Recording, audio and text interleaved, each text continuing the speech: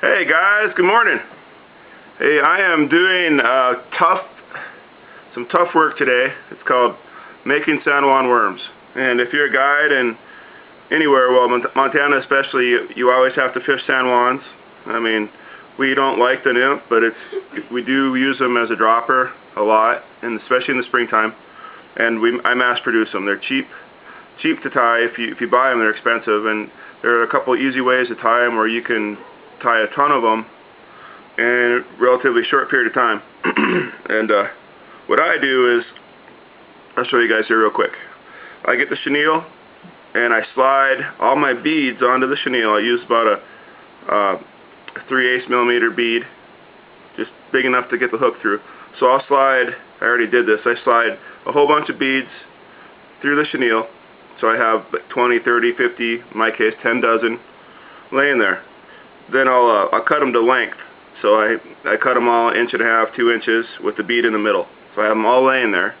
Then I'll grab them and then I will burn the ends with a candle. So then I have all my chenille beads set up with the bead already in. Then I take all my hooks, and I put the hook through the small end of the bead first. Kind of push it through.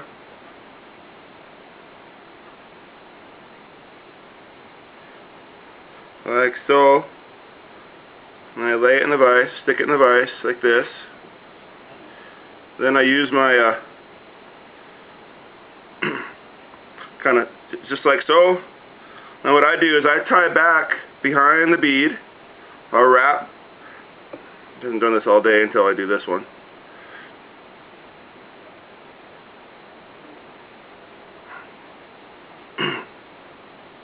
Wrap behind the bead. So 1, 2, 3, just kind of wrap it back, pop it off. I actually get pretty quick at this. This one I'm doing a little slower because I'm showing you guys.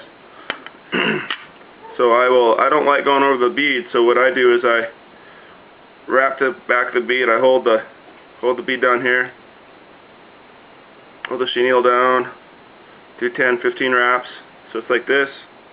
Then I will whip finish the head of it right here. 1, 2, 3. 1, 2, 3. I'll pull this out. I'll pull this back again, and I'll wrap up the shank of the hook towards the point, about maybe 1/3 of the way. 1, 2, 3. Then I'll whip finish it again. Right here. 1, 2. This is a small worm. If I were doing larger worms, I would probably do one more wrap. I can do one here to show you. This way you're never taking your line over the bead, and you're not leaving a lot of line exposed. So I'll do one more here. 1, 2, 3. That way you leave the chenille on the top of the hook too, so the fly looks fuller.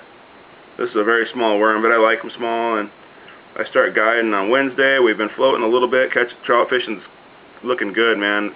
Bugs are moving in. My buddy Patch has been catching them on dries. We're getting them on dries.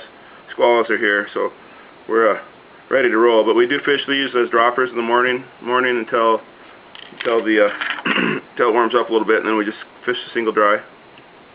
So there's your worm. Then I take glue and I just touch up the bottom. Like that. Thanks, guys.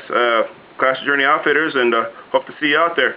Once again, San Juan worms. They're very effective, but they're a bug that we use sometimes. But it is one nymph that we do have to use here in the spring. See ya.